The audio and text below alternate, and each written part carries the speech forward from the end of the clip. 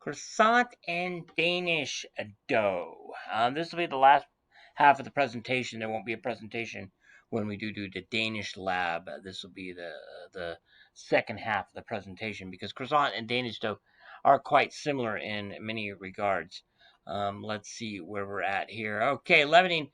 Croissant and Danish dough are leavened with yeast. There is actually yeast added to the dough. So to go back to your yeast spreads that we did before the holidays, we're looking for a steam escaping from the moisture to layer the fat, and there are some eggs as well. So yeast, steam, and eggs is what's going to leaven Danish and croissant dough, depending on the recipe.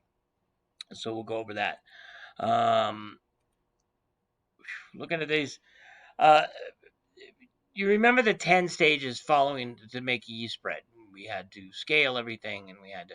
Well, the steps are similar, but a little bit different. For example, your butter is incorporated through the turning process. You still have to scale the ingredients. You mix and knead the dough. You ferment the dough. You prepare to roll in the fat. You laminate the fat in the dough or roll in the fat in the dough. Essentially, is what the lamination process is called. You make up. You portion the dough. You fill the dough. You proof the product. You bake the product, and then you glaze, cool, or and store for storing. Those are on page 284 of your textbook, so please familiarize yourself with that and see how they vary. I mean, some of the differences is the butter is not put into the dough. There might be a little bit of butter or fat into the dough itself, but a majority of the butter is going to go into the turning process. And that butter could be up to 50% of the overall weight of the product.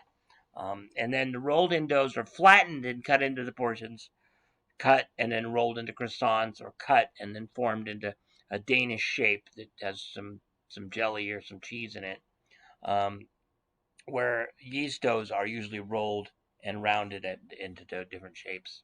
So there's some differences there.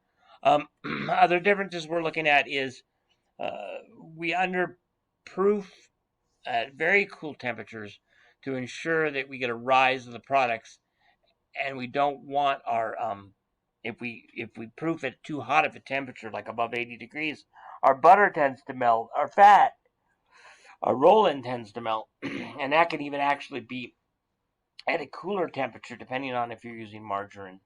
But butter will let us proof it up to 80. I would like you to try some butter in these. If the laminated process went well for you in the puff pastry dough, you can try butter.